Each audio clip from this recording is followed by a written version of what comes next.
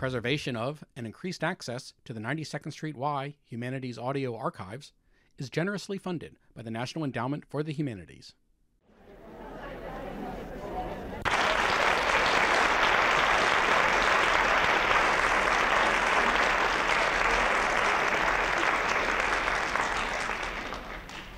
Louise says your warm applause is good for her ears. I'm Barbaralee Diamonstein, and thank you all for joining us tonight. We'll start all over again. I said, Louise said that your sound, if you can't hear, why don't you raise your hand and tell me when you can. How now? Can you hear now? Perhaps you can help us.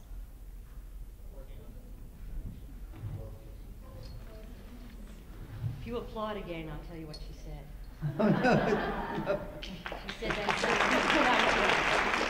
said that sound was good for her ears and warming to her heart. I'm very pleased that you could join us tonight. You have to talk louder. May I make a suggestion? I see some people waving. Can I make a suggestion? If there are any empty seats, can you come closer? There are no empty seats. Sorry.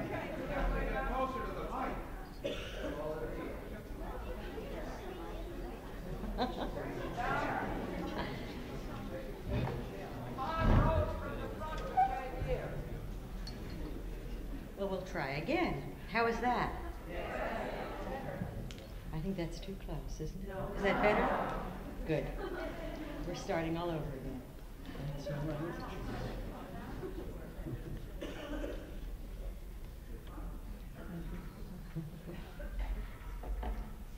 The art community refers to the person on my right as the doyenne of American sculptors. Most of you know her as the creator of powerful, mysterious, contemplative black or white boxes, walls, and environments that are quickly identified as this must be a Nevelson. Well, this is a Nevelson, and an indefatigable one at that. In fact, it was late last night that Louise returned from Arizona, especially to be with you tonight, after her latest museum opening. It's a particular and personal pleasure for everyone that you have come, Louise. I think one of the things that is so striking to all of us is how your work pours forth with uninterrupted regularity. In the last year alone, we have seen the completion and dedication of a number of monumental works that would have done you credit had they been the fruit of several, in fact many years' labor. I think we should begin by considering a few of them. Why don't we start with the Legion Memorial Square, a half-block long macadam triangle bound, appropriately named by Maiden Lane and Liberty, a park that was dedicated a little more than a year ago by a group of city notables, in fact including various bank presidents and former and current mayors. The park itself consists of 7 welded steel, black painted sculptures, which rise as high as 70 feet from the ground.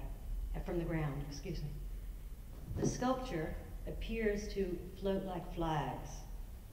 The flags themselves have been donated by a private and anonymous benefactor. Can you tell us how that commission came about, how that park came about, how was the land secured, how much of that environment, for how much of that environment are you responsible? Well, first, the man is no longer not known because he gave to Princeton the park and donated, I think, a couple $1 million for that. And so slowly, the whole world knows who it is. And so then he approached me and said that he would like, and his interest is, for the people. And he suggested a few places. And he's not a New Yorker, so I don't know whether he knew enough about New York to suggest them. But nevertheless, we looked around, and through really Doris Freeman, who knew about this park, that was, well now, also, I'll jump a little bit. Also, that area has become really a living place, like the Wall Street section. People are living there. They've taken those buildings and reconverted them and so forth.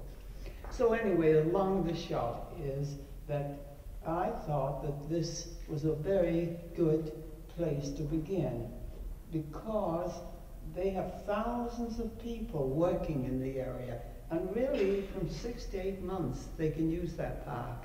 And I've gone down very often and seen, by the way, it's a plaza. So, and seeing people, they take that have their lunches and so forth, take sandwiches and whatever it is, and sit there.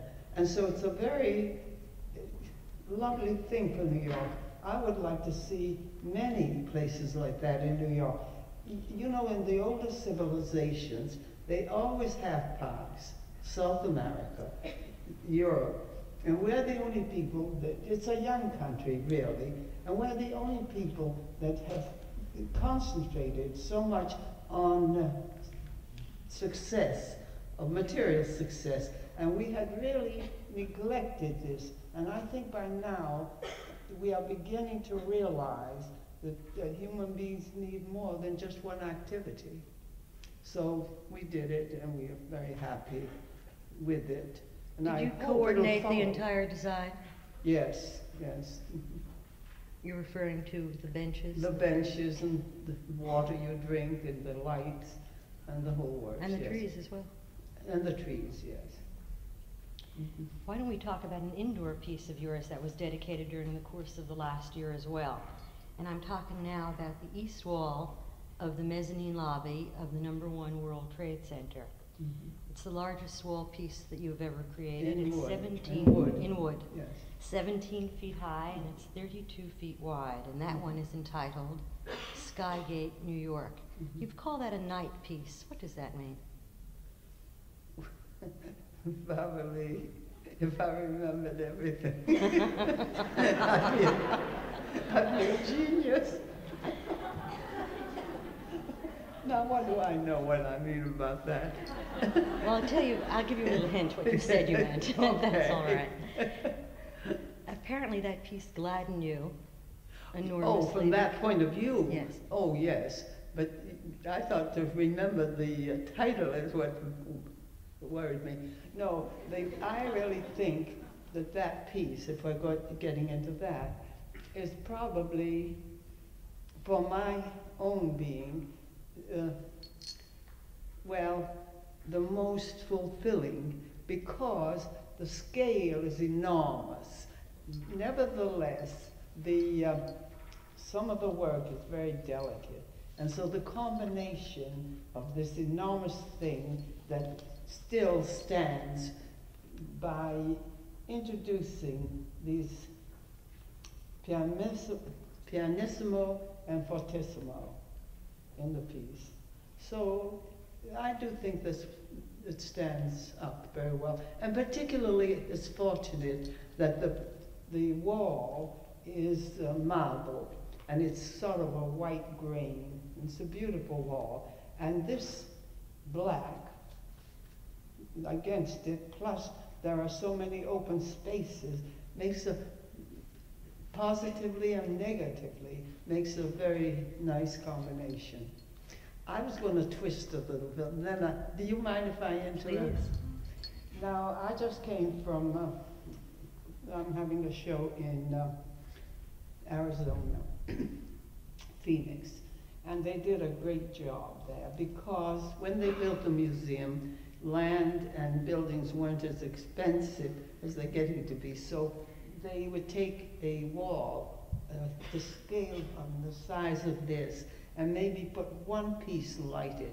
Well, the mystery of that one is more like you would put on a jewel instead of cluttering and so forth. We cannot do that in New York, the biggest city in the world, but we haven't got that kind of space. So they asked me among the questions, one was that they think that I am being more productive now at this point in my life, and it appears so. But I wanted to bring this up because I think that's important. The truth of the matter is that I'm not more productive. I've always been productive. That isn't the point. But I'm not any more productive now than I've been. But the difference is this. Once I found the wood. Second, I painted the wood. Third, I carried the wood. 4, I had to have a place to put the wood. And there was no limit to my activity. Well, at this point in my life, I have the assistance to help me on these things.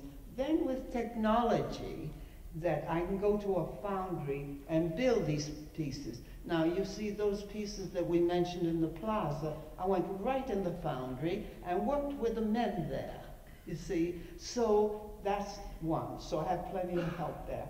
Some of the carpentry, like for the chapel, I had a big place and help to help me instead of doing everything alone. So that was the second thing. So then, if instead of in youth, we have to see everything. We have to travel to see the Louvre. Well, who think they were finished artists without some of these things? But at this point in my life, having that past, and I seldom go to an exhibition, so that I can, for instance, if I want a vacation, well, summer before last, I went to Albuquerque and did some lithographs, or I'll go someplace, well, anyway, etchings, so that you become grounded. This is for the benefit of younger people here. You become grounded, you know your direction, you know the places you can go to fulfill these, and it's a kind of a miracle in a way, but nevertheless, I am pointing out that my whole career actually has always been an active one, but it appears with all the help around me that it's more active now, and also the people that are showing me. You know, years ago, who could afford to send these shows? Now this show that I'm having right now, I think it cost them something like $250,000 between the shipping and the presentation. So there were bankers there that gave, there loads of bankers out there. And so they gave very generously and to put on this show. When you're younger, no one's going to give you a nickel to put on the show. You've got to pay them to put on the show. You it's see, something that I'm sure there are young people here, and I think that it's important for them to understand these things. Now, excuse me, now we'll go on the please next go on. question. But it's something that you experienced for a good part of your life. The critics always admired your work, but for quite a time it seemed that the public itself did not think that your found object wood sculptures were either aesthetically or monetarily valuable. As we all know, your work now, of course, is internationally applauded.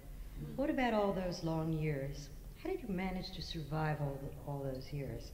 I've often wondered how you managed to sustain and renew yourself during that period. Well, I can't say I was laughing all the time. Well, you worked every day for yes. many years. Summer and winter in New York. I happen to like the heat, so the summer was a joy. I didn't mind it at all. And then, well, I'd like to see how many hands could raise and that have read the books, like Don's and Pascal. How many have you read the book that was done with Louise's assistant, Diana McCowan, Don's and Ducks? Well, we have more in front. Well, I was going to say it wasn't pleasant, Barbaralee, not at all. But I think that there was no doubt in my mind. And I was like a horse with blinded. I didn't know you could live another way. I thought that's the only way to live. And so, you do it. That's an easy way of answering, of course. 40 years or so you want to kill yourself, but you don't always talk about that. You mentioned in earlier times you found the wood, you scraped the wood, you painted the wood. How, you've always used the materials that were found around you, freed, of course, from their previous associations, to make new creations of your own. When and how did you get to wood as a medium? Well, the first thing is, during the Second World War, they began to use the torches, made a noise, and also I didn't like the surfaces of this. And anyway, I felt too feminine at the time to put on overalls and go into foundries and work. And so somehow, almost instinctively, and I don't like that word so much, because I think it's quick thinking is instinct, really, something like that. So I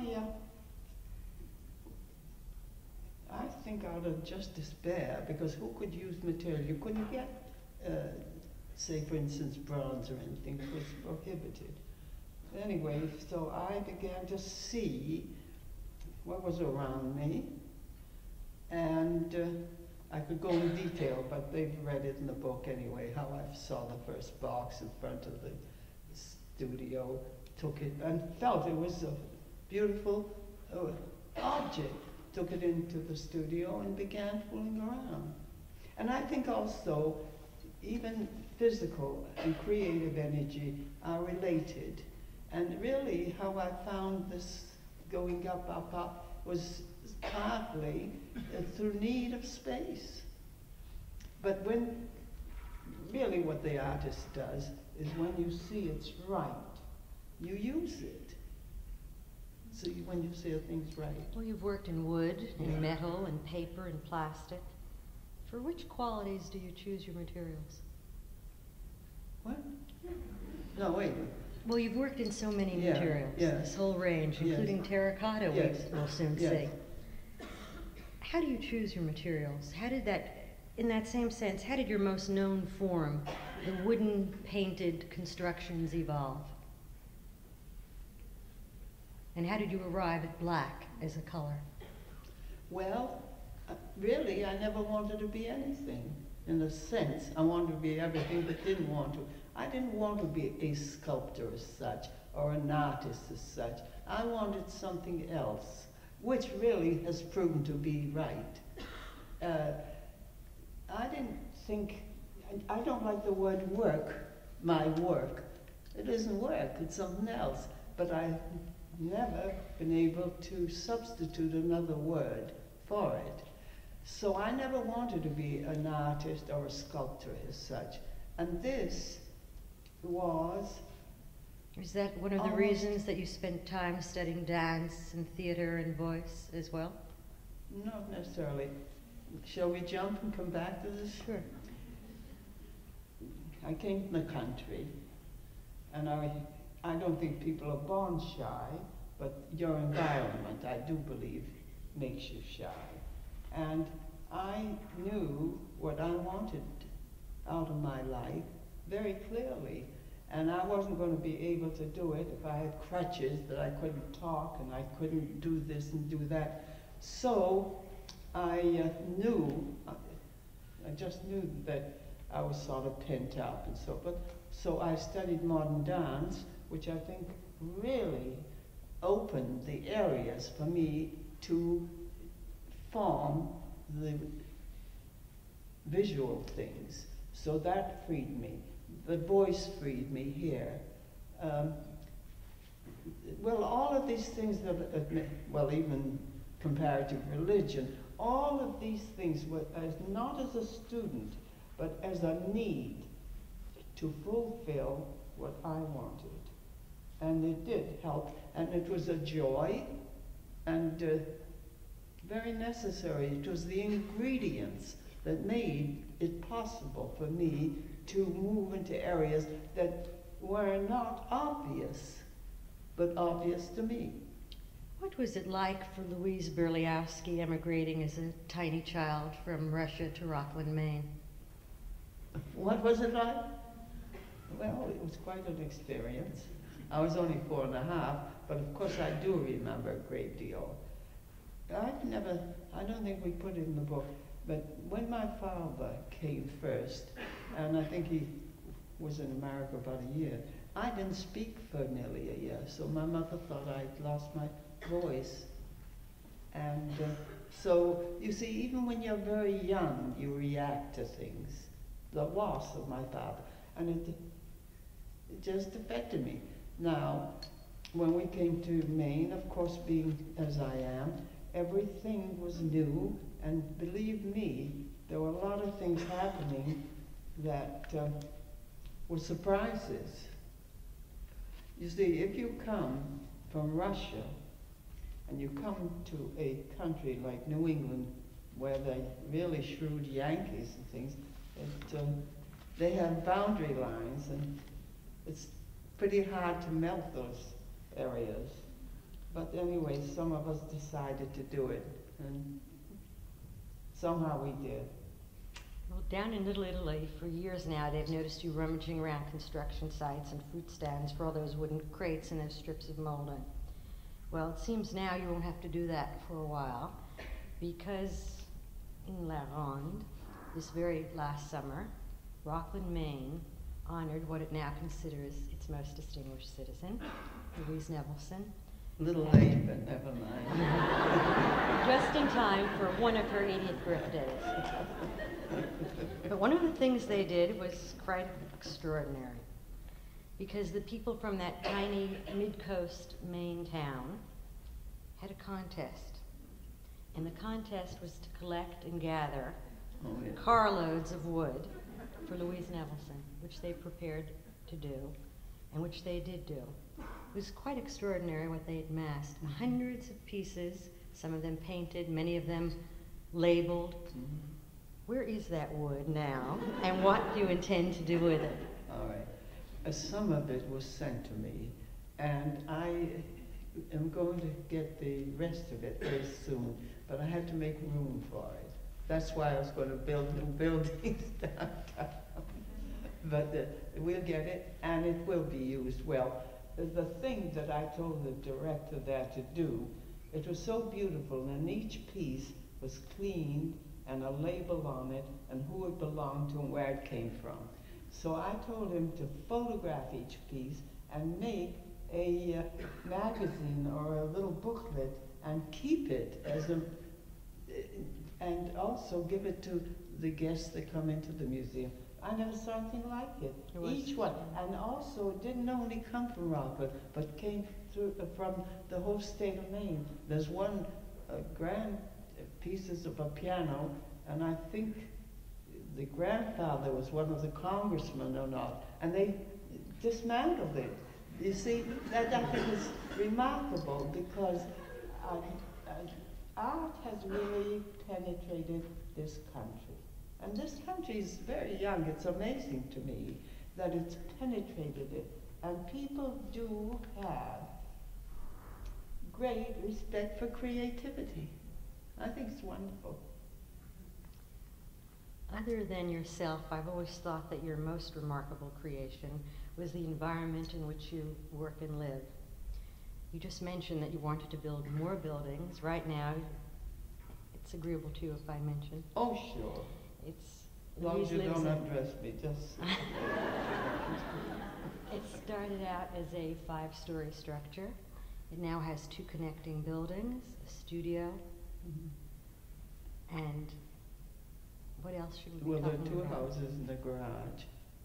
I guess it's grown to include the 2 buildings on either side of it. And it's in a very real sense your most elaborate environment. Can you describe it for us, please, and what was your intent in creating that environment? It grew up like topsy, dear. Because every one of the 5 floors is filled with Louise Nevelson environments. Yeah. Well, that change. You know, I'm there over 20 years. I had a house on East 30th Street, and the city, you know, condemned that whole area for Gibbs Bay. So I found this house, and it was empty. It was a private sanitarium down in Little Italy.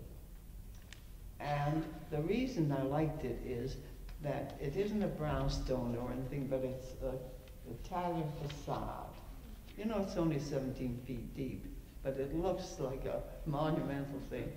And I liked it because of its facade. The doctor was Italian.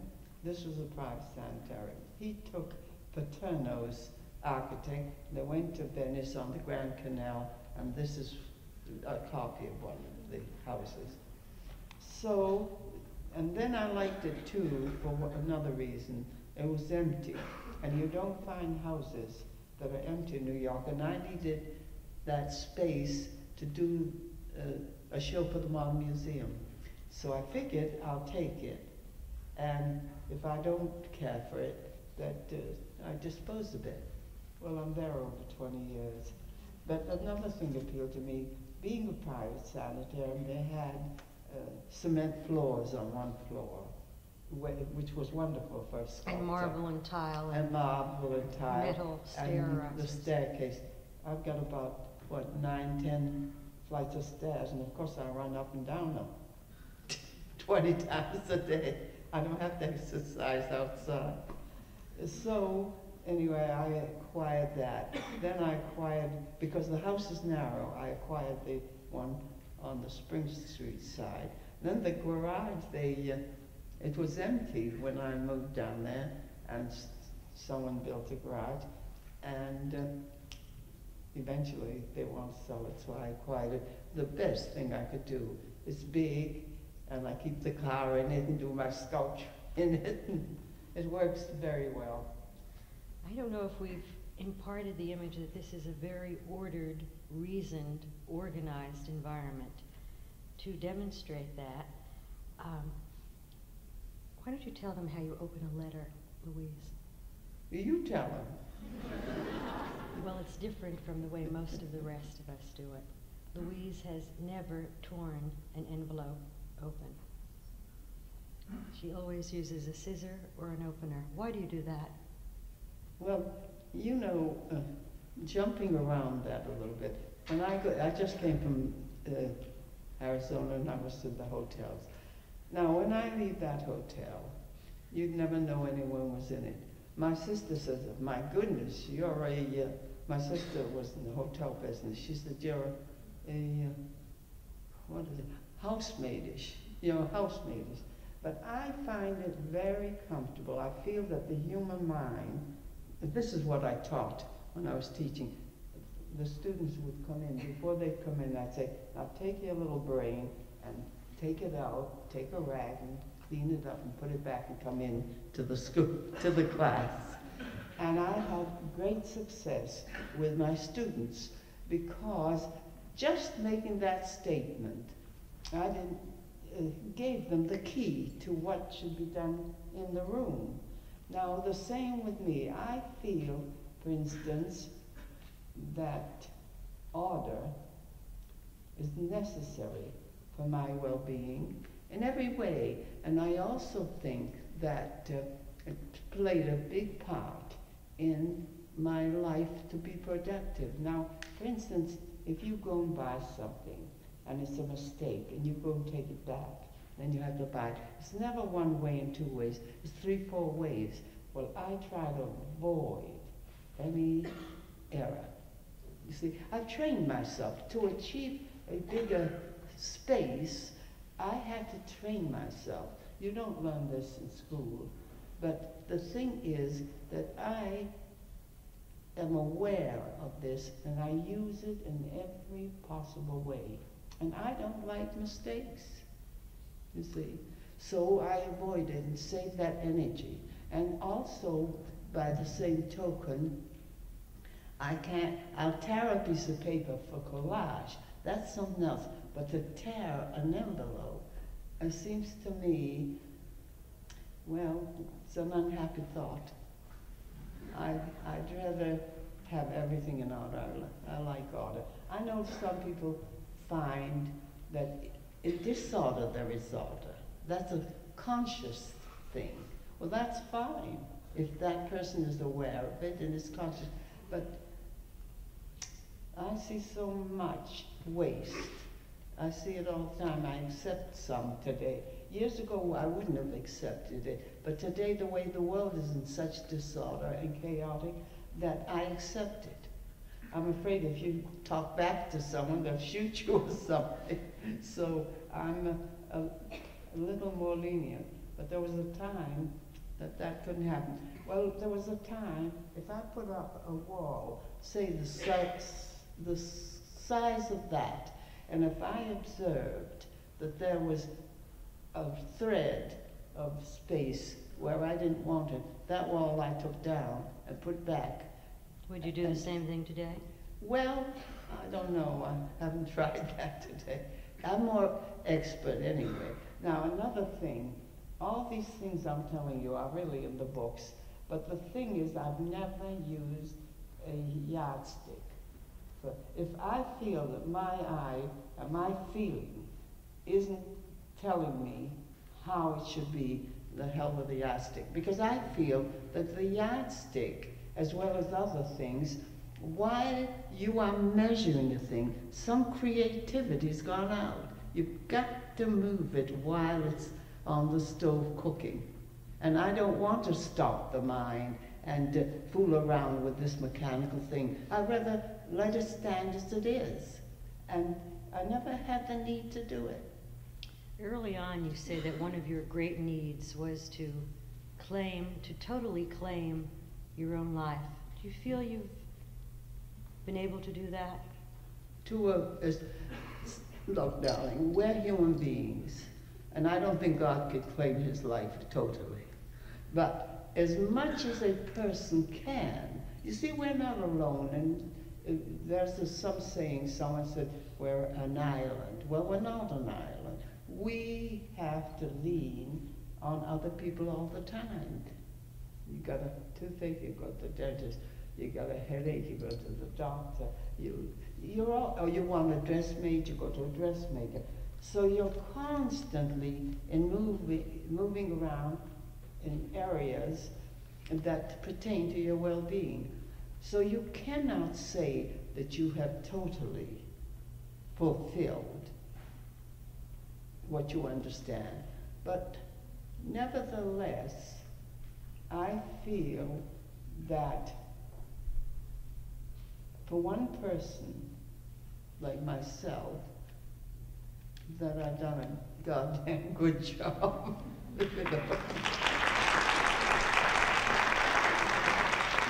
you ever expect your life to unfold the way that it has? Yes. You knew. How are you so certain? Well, now I'm going to tell the people this. I had to search. Now, I have never said, not even in the book, that I ever thought I was a brain trust. You know, never thought like that. But I knew that I had something unique that I could claim for myself. So I had to dig. As you have already said, I had to study voice. I studied with Esther Liebling, the finest coach in America. I studied dramatics with Princess Machiavelli. The youngsters won't even know she was brought to America through Reinhardt to do the miracle. And she was the equivalent in Latin beauty as Gabo is Nordic. And they knew each other. So she was quite a great lady. Then I studied modern dance with many modern teachers. Now, that was some on that level. But I also went into comparative religion. And particularly I liked is mystic things, really. Now, I don't say they're right or wrong. I don't say it's the truth or not the truth. That doesn't matter to me. If it pleases me and I feel right with it, it's fine for me. You see, when I hear so-called great minds saying they're searching for the truth, I think they're insane. Because where are they going to find it? You know? No, really, because the minute you get closer to a thing, it moves away. So that's impossible. But in all these studies, I learned a few things.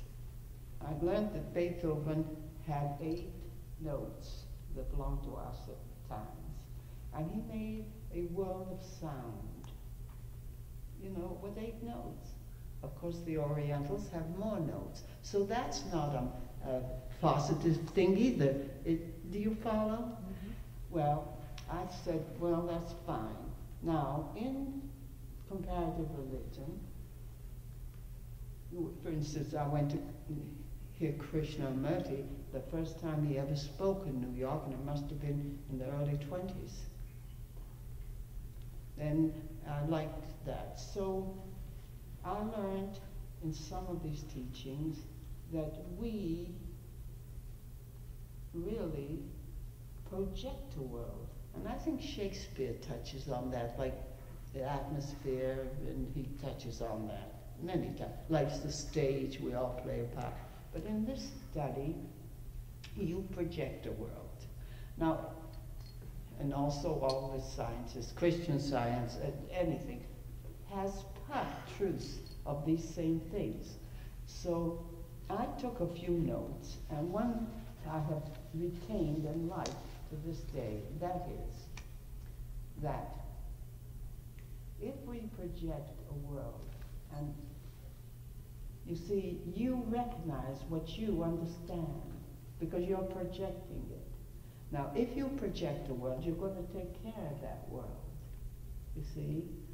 And also, you're not frightened about people. People will say, oh, it's a world, or they say, she was mean to me, or that, well, but once you establish that you are in control of your life to a degree, and you project a world, you will be very careful how you treat every human being. Now, I don't know if it's truth or not, but I like it, and I use it. And by the same token, you will, well, it'll carry you. Now, for instance, say Christian Science, they'll say, they don't say this at the table, they say it was made out of this and this and this and this. And they round the edges. So if you hit against it, you're not hit so hard. And you can accept the world without feeling that this is your enemy, this is your friend, or because you're in control of your life. Now, I don't think I've said it too well, but if any of you would accept that, I think you'd find an easier way of living, and much more fulfilling and satisfying. One of the most complex assignments that you ever had was the design of the sculpture, the architecture, the ornament, and even the vestments for St. Peter's Church. A church I assume that many or most of you have seen by now, the small church implanted in the midst of a giant urban skyscraper in the City Corp building. You've created an all-white environment there. And I'd like you, if you would, to tell us about your experience in creating that chapel and how you would describe currently your interpretation of urban spiritual life and the way you chose to demonstrate that view. Well, you see, number one, when I accepted it first, I thought about it. Also, I think that what I've tried to convey, anyway, in the chapel, is that, all right, they'll call it, what, Lutheran church or something, but still, I think if you feel a spiritual feeling, that you don't have to, give it titles, whatever. Well, the real question that has been asked of you often Yes. was, and obviously is on the minds of some people, is raised as a Jew, did you have any trouble in dealing with Christian imagery, and what is it that you try to evoke? Well, you see, I didn't accept it that way. I felt that we're one body of people. Some like red, and some like green, and some like whatever. And I accepted that over any of these things. Any. And when I've given interviews, I've said that.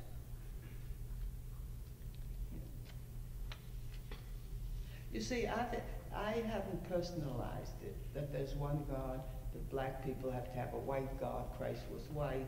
I mean, all of these, that's one example. Or that God was a woman. I said it to someone and they nearly dropped dead. This man was Catholic, and man was 77 or so, and it just killed him to think that it could happen. Do you have any trouble with the congregation, not so much because of your religious difference, but the sexual differences? Well, both. You know, it is. By the same token, you could bring out any other things that... You mentioned earlier tonight that you didn't like to sculpt with overalls and I think a torch, and I think what you said was I thought of myself as being too feminine then. Frankly, Louise, that surprised me on 2 counts. One, I still think of you as very feminine, and anyone who knows you knows what an arch romantic you are. But the other thing, and that is more significant, and that is that I've always thought that your thinking transcended the traditional concept of what makes someone feminine as opposed to masculine. Well, no, I think that the feminine principle and the masculine principle you must accept. When women try to imitate the male principle, I think they're all wrong. Now, I believe, beyond that, by the same token, what I said about the church, that a person must fulfill themselves. Now, when we're born, we are born either feminine or masculine people. Now, if the feminine principle is just as powerful, we were taught, you know, Victorian and all that nonsense, that, you know, you have to have a little handkerchief and a little perfume and all that nonsense. But a woman has the same powers, but they are probably, well, I was going to say they may not have certain things, but then the men don't have certain things. And so if you fulfill yourself from where you stand, come from, and then you won't have any complexes about it. I've always loved being female. See? Now, I haven't explained that, of course, for thousands of years, the female has been behind the scenes. I mean, she didn't function. Now, I would love to see every human being, men or women, fulfill themselves. Like your house, you too are a work of art. We can't look at you without being aware of the self-creation involved. You've been described as an art world version of the classic movie star. Do you think of yourself as being perhaps a bit dramatic? A big diplomat? Oh, certainly a big diplomat, but also a bit dramatic. Oh, yes, of course. Now why? That really makes me laugh.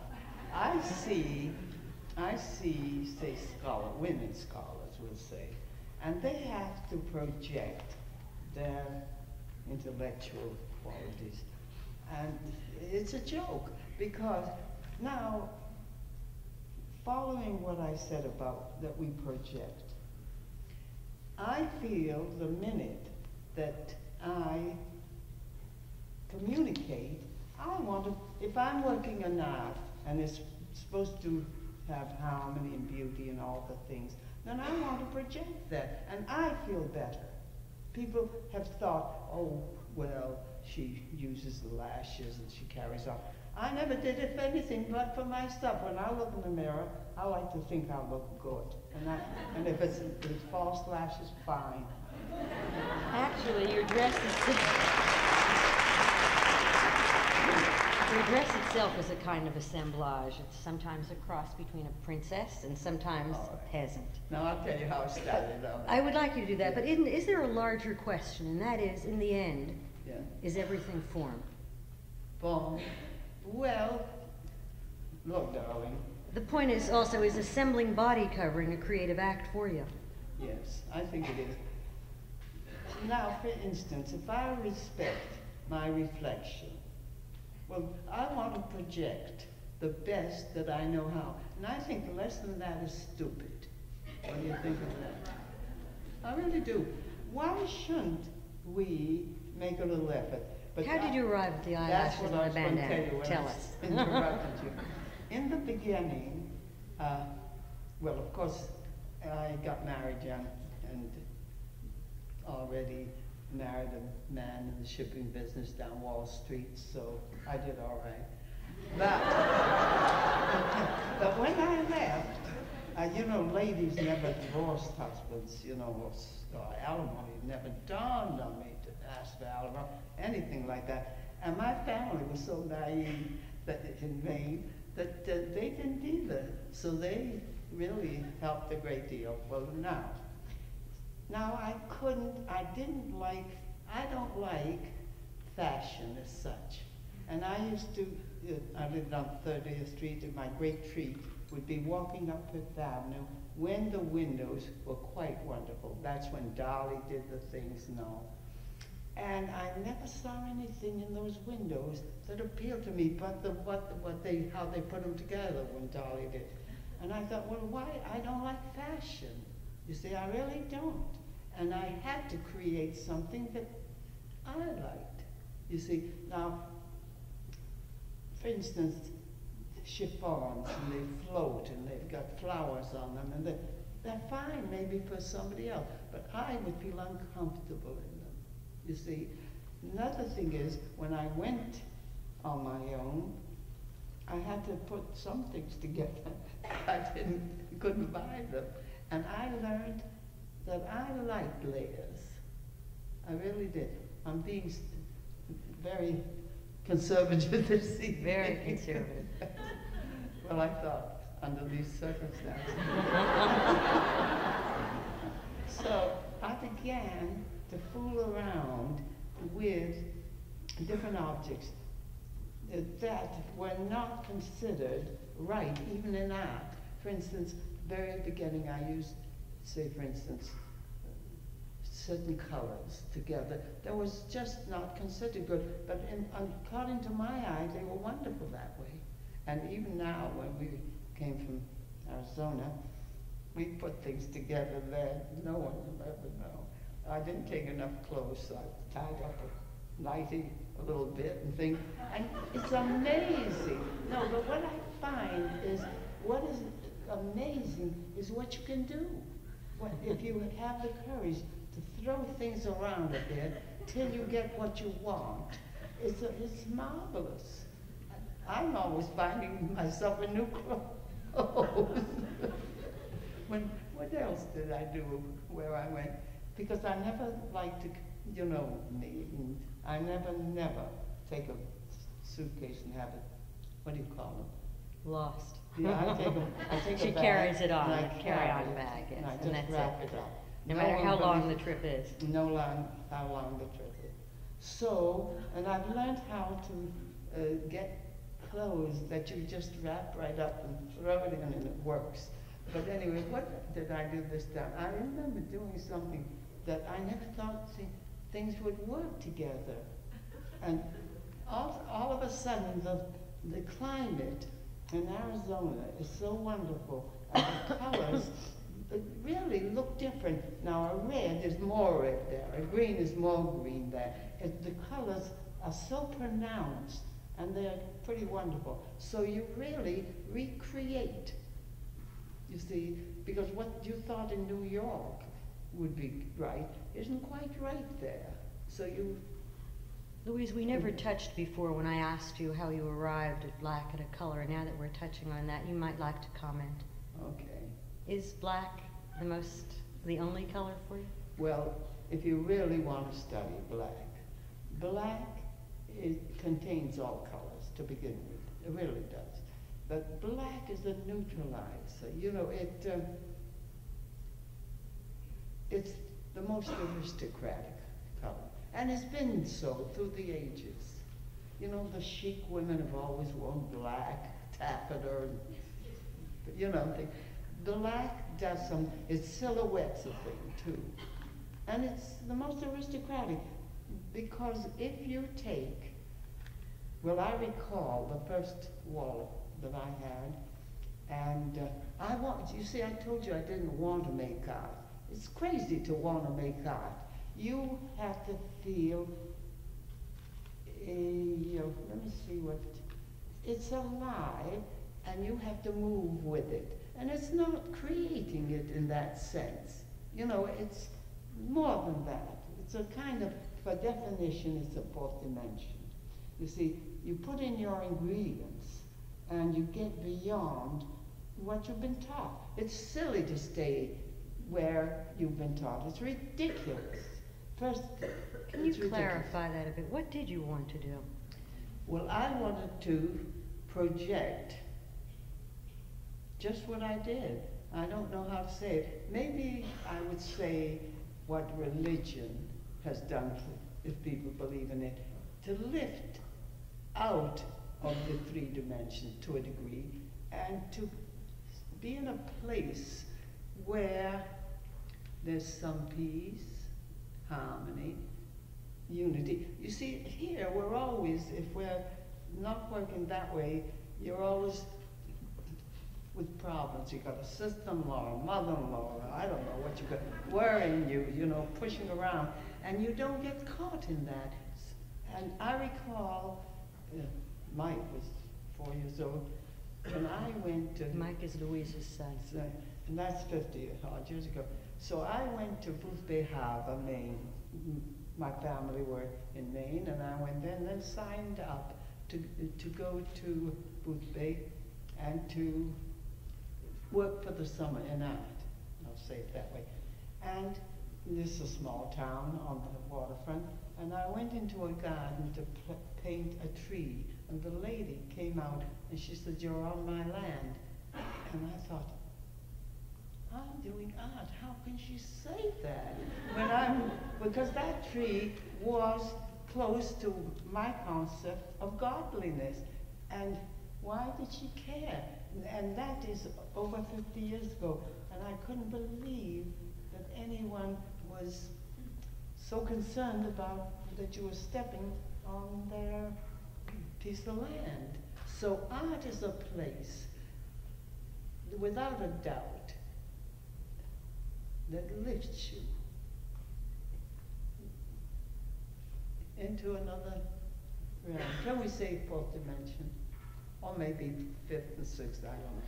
Why stop at 4th? You once said that you always thought that 2 dimensions, the flat surface, like in painting, is far superior to sculpture. In principle. Yes, and I thought that statement, and now that you're saying it is an accurate statement, perhaps you would tell us, if you believe that, why do you sculpt instead of paint? Well, maybe I choose to sculpt. I don't call it sculpting anyway. What I do, maybe I prefer to do it that way. Look, darling, there's going to be a time that all the people in the world haven't reached yet by talking the language of the true artist. No, really, because we're always talking down to, I don't mean down to an audience, but I mean down to beneath this place. And how can we communicate? It's very difficult, very. I mean, we can talk and all, but the feeling you can convey. I've lived my life, really all my life, the way I'm talking to you. I could be a little fancy or not so fancy, I don't care about that. I'm trying to speak as one person to another, and if I can do that, that's fine. But art is difficult. Look there. But it took a lot of living to get you to this charitable, balanced state. All right. Now, if you love music, I have friends that love music. They like Beethoven. All right, Bach, Beethoven. Let's say Beethoven. So they'll go year after year. They get to the point where if they hear a record, they will even know the conductor that conducted that feast. Well, now, look at that. But in art, they go into a museum or they see a picture and they say, I like it, I don't like it, and who gives a damn? I mean, if they had to pay 5 cents for every time they yapped, we'd be rich. Because it's easy for the eye, and we take it for granted. But I think we should be a little more discreet and really begin to communicate with your own eyes and whatever you see in front of you. Now, do you think I'm making myself a little clear on that? I think so. You see, now when they go to hear Beethoven or a composer, they go year after year. They don't expect when they go in that they're going to say, I like it, I don't. They wait. But in art, it's very peculiar. The eye is quick, and it's, I like this, I don't. And another thing, I have... But is there also the thing that when work is familiar on the part of a musician, we identify that work with that musician? When it is familiar on the part of an artist, we think of it as, you know, mining the same vein instead of exploring. Exploring, yes. I think art is very natural for every human being, because, to a degree. Now, for instance, I've had people who work around me that are not artists, and they're so sensitive, and they've done things, they make little, what you call, well, primitive figures or something, but they're interested. It's unnatural. Only we call things fine art, or we label them through the ages. Now we're breaking that. Look, we're taking photography, which no one bothered about, and now it's become a fine art. And truly, when you look at photography, I never go to movies or anything, but when you look at photography, I began to look at them, and some of them really are magnificent. Many critics and art historians see you as the, excuse me, as the originator and the chief exponent of environmental art. Would you use that term to describe your work? And if you do, what, as you see it, was the origin and the meaning of that term? Okay, I'll tell you, I'll describe it and say the word was taken up and different things began to mean different things to different artists. But the first time, I had searched desperately for some meaning to my life, desperately.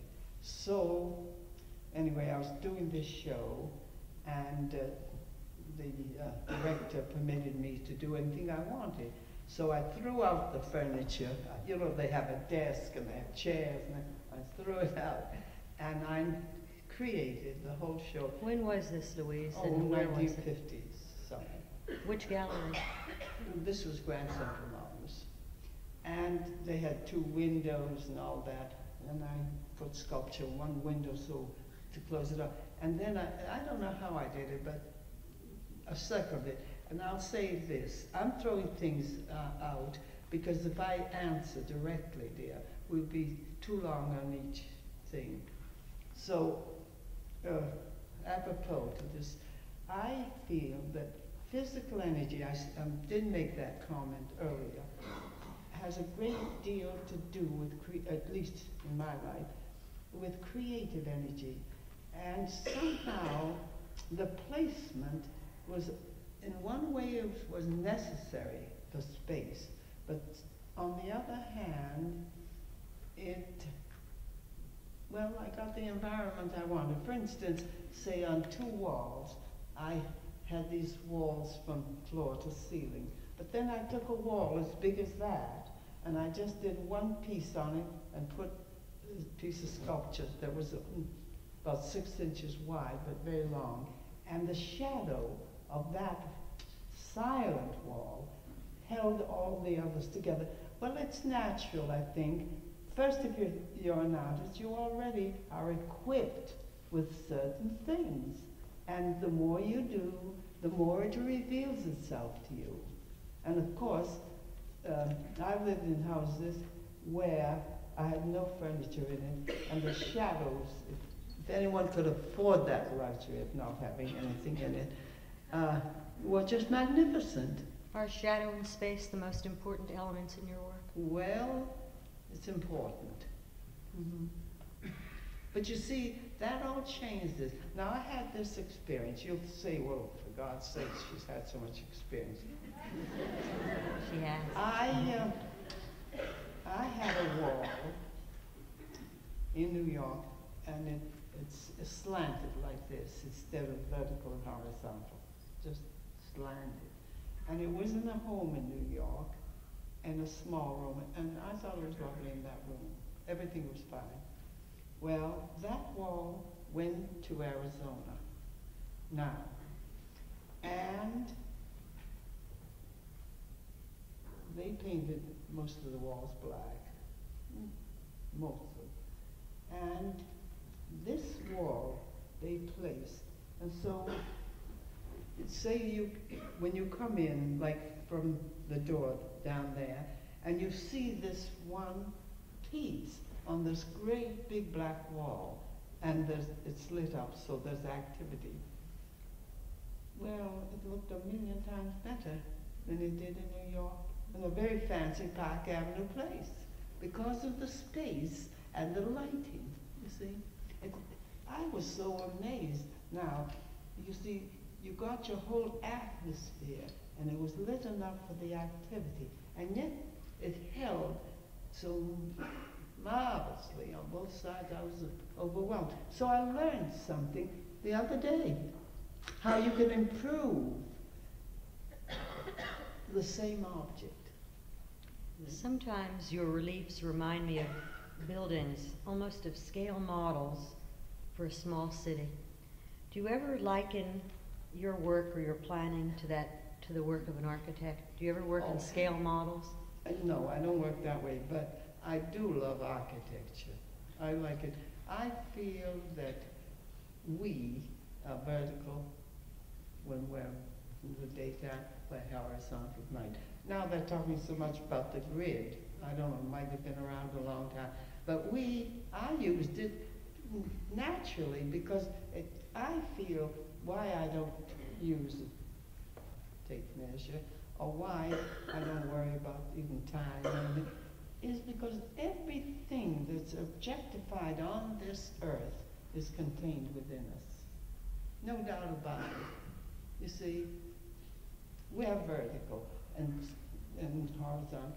But the thing is that I feel architecture is almost the closest thing to ourselves. Everybody wants to be enclosed in a house, one way or another, and rightly so. And so, well, my father was a builder too. Did you ever think of designing a building yourself? I used to, but I don't anymore. Time's getting too short for that. There's still a lot of dreams that you have, though. Well, oh, sure. As long as you live. I think every day reveals something else, very important, very living. You've been called a romantic in the grand manner. Some people say your work sustains the kind of magical presence that we associate with primitive ritual and theatrical mystery. What's the most important thing that we should know about your work? Just what you said.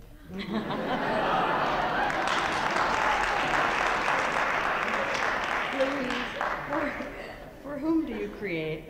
For myself. But is there also a specific audience that you try for, or do you even consider audiences a worthy artistic concern? Well, darling, I just explained a lot, but more than that, I'm so busy with myself, I don't think of audiences. I really mean it. I don't think it's selfish. I'm just busy, and I'm busy. Well, let me explain here. When Einstein was in the hospital, he was operated on. I think he was 73 or so. And there was a man by the name of Lawrence who did he was a reporter for the New York Times, but he did the medical side, you see. So he went and he interviewed Einstein in the hospital. Now this was in the New York Times, and it's a true story. And this man said, Dr. Einstein, you've given the world so much. Einstein kept saying, oh, I gotta get up, I got to do my work, I gotta get up. He was impatient in the hospital. And this man, Lawrence, said, well, you've given so much. Why do you feel this urge? Don't you believe in God? He says, yes, I believe in God. That's exactly why I want to get up and work. I see God through my work. Now, he was busy with himself, too. I think people have a right to fulfill themselves if they have anything to fulfill. But my theory is every human being has not only the right to fulfill themselves, but the equipment to fulfill themselves. I think that the wrong schooling or the parents, listen, their little children are wear adults, so we give them a smack, or the school do this, the teacher doesn't like them. I went through these things, so I know. And if the teacher doesn't like them, I was the tallest girl in class. I had to sit in the back of the class. I wanted to sit in the front. So, you see, so the point is that you're sometimes warped by environments. I really believe it. But I think if every person would have the belief that they can go somewhere, I don't care where, to get certain help or to have things revealed to themselves, they could have a much fuller life. I don't say that words like happiness means nothing to me. I feel when I was teaching, I'd have students and they'd stop and they'd say, well, I want perfection. I'd say, who the hell are you? What do you know about perfection? Do your work and finish it. Or they'd say, I want a masterpiece. I'd say, oh, for masterpiece, get out of here. We don't want you. Masterpiece. You do your work. And you know I never leave a piece. I don't care if it's good or bad. I don't believe in good and bad anyway. But I finish it. If I don't quite like it, let it stay. I believe, as the teacher, I always taught them, finish it, finish it. How do you know when a work is finished? Well, I feel it, I suppose. How do you know when you eat a meal that you've had enough?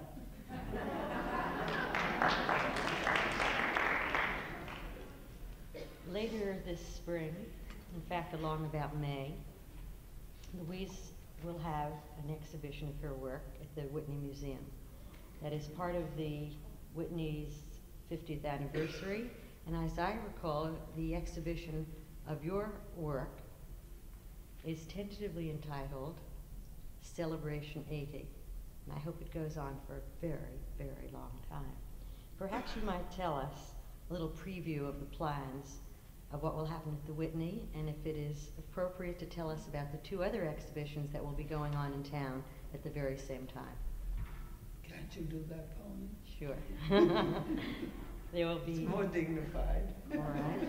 There will be an exhibition at the Whitney in May, and at the same time, there will be an exhibition at the Pace Gallery. And is it appropriate to say now that there will be yet another, and I guess the first time that work of this sort, and surely your work, has been shown at the Wildenstein Gallery. That's right. And that will take place in May. How does that make you feel? Well, and the 4th. Now you give me a little hint. At the park, the frozen laces. Oh, yes. At the park. Yeah. So it'll be The full. frozen laces. Well, so what did you ask me? How does this make you feel, all of this going on at this time? Goddamn good.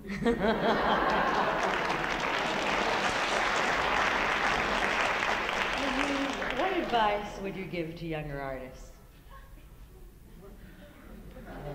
They're telling you the answer, and I heard several voices say, work, work. I think you'd say something beyond that, though. Well, no, I think when we say work, we don't just mean work. There's a lot of things, a lot of ingredients, but I really think that somehow a lot of things fall away.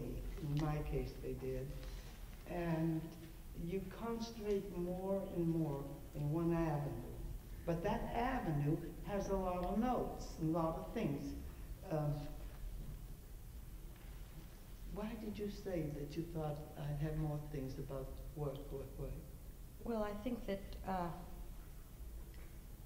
obviously in your life, your work is central to it. It is intricately intertwined with your existence, and you do not separate your work and your play, and you have consciously set about organizing a life in that fashion. But it is, even if you work all the time, and you do, it is the richest, fullest expression of that work. Well, the fullest expression. I don't quite know what that means, fullest. The work is life. It's totally our awareness of what life is. All of these questions are debatable, and all of this livingness is debatable too, depending how you want to see it. But see, in the work of Barbaralee, it isn't really work. It is that daily, consciously, you get closer and closer to an awareness. You see, an awareness. Your relationships, I don't even mean only with people, but every relationship is shifting, and you get closer. Now, most people, I think, I don't know all, would at a certain time in their lives look back, of course, and I think that they have to feel that they have fulfilled something important in their lives, or they wouldn't want to go on. If you had it to do over again, what would you do otherwise? Well, you know, that question, everyone will say, I'd do it over again, just like I did, but I wouldn't. See, I feel, now this is candid and it's true. One person is alone. And I do feel that I was equipped, but because you're equipped and born with certain things doesn't mean that you can fulfill it, because you can spend it, squander it. Now, you have to spend certain things too and squander things. You know, Sebelius, on his estate there that the government gave him, he'd have, what do they call him, for a week with company and drink themselves to death and whatnot. He was a good composer, so who cares what he had to call on? What did they call it? Something like orgies or something. It wasn't even his home, it was somewhere else on the estate. There was a lot of land. So we don't just work, and I was curious about the world. I was curious, I came to the country, and I wanted to know a lot of things. And I would say I had more courage than Brady's because I certainly experimented, and I wouldn't have wanted not to, you see. And I think all these experiences have sort of worked into the work. But that's that definition. It's very difficult to just say, what do you mean by life? What do you mean by these things? You really have to kind of live through them, and it's hard to communicate just what you're saying. I've been as candid as I know how to be. You certainly have. Yeah. We appreciate that. You have written and talked extensively about how important an influence the city, New York City itself, has been in your work. In fact, you've been here for nearly 60 years now, and you've said often that New York City nourishes your creativity. Right. Just what is it about this city that makes you sing? Well, when I came to New York, I felt the city was too slow. The buses were too slow, the subways were too slow, the people walked too slow, everything was too slow. And I just couldn't understand it. It didn't move fast enough. But the thing is that I just feel that my kind of energy and my observation and I'm equipped for New York. And I couldn't do it anywhere else. If I had an estate with beautiful things, I'd be busy with it. I'd be looking at it and I'd be busy. And it's good that what is in New York, and it's a dirty city, but look, when you think of all the apartments, if, you know, when they used to have those buses, two low and high, and you'd look in some of the windows going up Fifth Avenue, and you'd look in, and you'd see the great wealth. I don't say it was in good taste, or I don't know about it at that time, but the thing is, if you saw every apartment open, split through, and you see the life and the energy and the ambitions and the lack of ambitions, the city is so rich that's unbelievable. It really is. I am crazy about New York, and I feel that I could not have done what I did anywhere, but I wouldn't stay anywhere else. And you didn't. You see, no, that's true. I wouldn't stay anywhere else. But both in your personal life and your work, you have again systematically set about searching for what you yourself have described as essences. In fact, the most recent body of work, you've entitled that. Yeah. Well, have you reached? Yeah. Now, in the 1940s, anyway, Howard Lippman's wife, Jean Lippman, she had something she wanted us to, and they were friends of mine, that we take plates and do something. She was going to have an exhibition. Well, that she asked various artists, she commissioned them to do Smith and to do the whole dinnerware, wasn't it? Tableware. Yeah. Well, I looked at those little plates and I said, well, I can't do anything with that. So I got myself some barrels of terracotta and took them home, and believe me, I made, you were only supposed to make a few. Well, I made a whole collection. And we had the show, you know that lovely building, the Sloan's house on 65th Street East. It's a very public building now where the art clubs are and things. So when they saw what I brought, they gave me a room. Instead of being with the rest, they gave me a whole room. And what happened was, I had just made flat, you've seen them, haven't you, down the house? And what I did was, I took heavy laces while the terracotta was wet, and rolled with a, what do you call a rolling pin on them. Well, then, after the show, of course, I'm going to be blunt, I did steal the show. That was a mess. And I remember, it was very funny. I just got myself a sable coat, and now I walk here, and I had put my things all in one row, you know. Then the lights were spotlighted on the row. So Diana was with me, my assistant, and biographer. In case she's in the audience, I have to do that. So what happened is, I told him how to do the lights and took at it. So the lady, she was the director there. And so as I was walking out, she says to Diana, who in the hell does she think she is? Because I told them how to do the lights. They didn't know how. They were so unaware, you see. So that was that. Now, the reason I tell you about that story is, later, so I put them on the shelves, and that was one thing. I moved them from place to place, and that's many years from one place to another, but I held on to them. So then I do etchings in 1951, and I use laces. Forgot about the terracottas, because I hadn't seen them for years. Then I went and did some etchings again last year, and I think I did 36 editions and all the same size. And of course I did them with laces because I didn't want to touch them.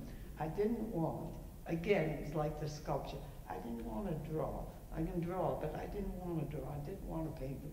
I wanted another dimension again.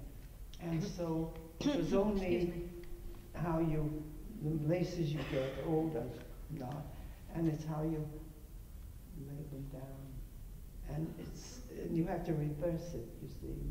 But anyway, I was so pleased. That was one of the things that pleased me no end. So I called them essences after all these years. But the interesting thing is I forgot that I used laces then. Forgot Now we're in laces. Now I go to the foundry, and for a couple of years we've been getting things like grates or iron things and metal things, and they're like laces. You know, they're open spaces and closed spaces, and some are half circles. Well, say for instance from here to there, that's how big they are. So I began to use them, not alone. You see, I used the solid materials, but then I began playing with them. So they're going to be in the 59th Street entrance to Park, and I call them frozen laces. And then I thought, now I took out the terracotta by accident. I needed to take them out to clean them up. And there I saw the laces, and I thought, well, no, I hadn't planned that. I really hadn't. But there's something deeper that corresponds to these things. But I was very thrilled. I couldn't believe it. When I looked, and I found the old lace. It's in the... And so now when you get things that are probably 40 feet high, these will be quite big, and then they're sculptured, then you introduce here and there these transparent things. Then I call them frozen laces, and that thrills me. See, you get thrilled. When I did the essences, I was tired, and I was going to have a couple of weeks. And I thought, well, I don't want to hang around. I'm going to make a few etchings. Now, if anyone had come, now I'm an experienced person in these things. If anyone had come and offered me the world, I wouldn't have budged. Now that should tell them what to feel. See, now you can't put it in words. But I was just, like I had, I don't know how many wings on. I was so happy you'd think that I never did anything before. In the world of art, all judgments are arguable. But one of the few incontrovertible facts is that Louise Nevelson,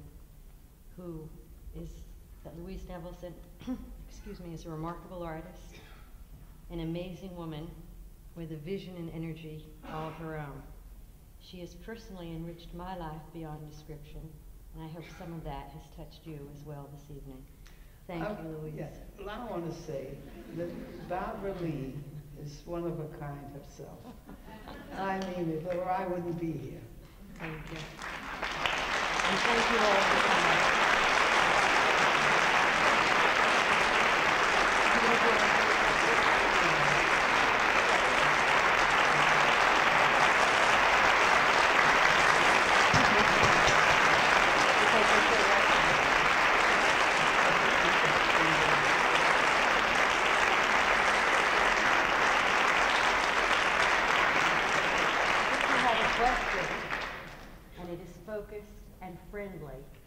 We would be very pleased to hear some of them. If you have one, won't you please raise your hand and I'll call upon... Oh, nice to see you, Bob Schechter. How are you? Right. You spoke of shadow in your work. You spoke of what you do as a projection of yourself. And to a certain extent, the shadow is like an extension of ourselves. And it's also somewhat more monochromatic than we are. So that I see some similarity in that to what you do. But could you elaborate on that? Yes, I think that's a great question. As you might have perceived, he's a very good artist. Yes. To me, a shadow is as solid as the thing that the shadow is, what do you call it? The transparency. Now, for me, the shadow, well, let's call it fourth dimension. But for me, I love the shadow. There. Well, I can't elaborate too much. I've made a statement that it's more solid for me than the object that gave the shadow. And I like it better. I call it my fourth dimension. The woman I don't know if it is. Go right ahead. The woman on the right. Tell her that. Can you speak a bit louder, please? Excuse me for reading it, but I felt it clear to put my question down. As an artist and designer, and a woman who wants to marry and also raise a family, I'd like to hear your comments on the kinds of focus and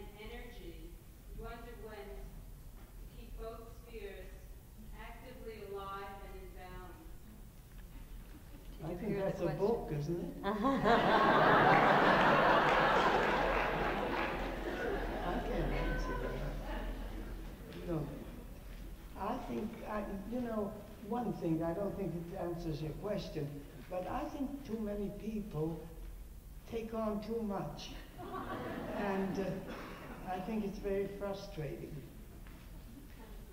I think sometimes one should be careful in that way. If you're very serious, well, I could go on about that, but there isn't time for that, really. Yes. Ms. Nevelson, when you go into a You room, speak louder. when you go into a room to Yes. set up a show, Yes. can you describe to me what feelings you have about where to put things? Well, I think that's easy. That really is easy. Because you look at the room, I won't even say study it, but you look at it, and I think you feel it. I go back to the yardstick. You don't need a yardstick. You don't have to measure it. You feel the relationship. But I've done that every day of my life, so for me, it's second nature. You see, sometimes a small object can speak louder than a large object. That's where you come in, you see. That's what it's about. You just don't, you need a large piece that's a large wall. Well, that isn't true. Now, if I had a place and I wanted a home, I go into homes, let's say, what you call rich people, and they get that decorated, and naturally it looks fine. Very often it's terrible, but it's fine. Now, and also, now I'll talk a little about what I would do for myself. If I had space, I would put one metal, not outdoor, but in the center of a room, indoors. Then I work around it. And I think then you'd have something. You wouldn't just have a French Louis XIV or Spanish secondhand or anything. But you'd establish the center. I've tried so many times, but people don't trust themselves and they want some name decorators to do it. When I was teaching in Great Neck, and they had beautiful homes, and this was the funniest thing happened to me. I taught in the afternoon, 2 classes in the evening, so they'd invite me for dinner, and one would say to me, well, you went to Mr. So-and-so's home. Well, mine is original.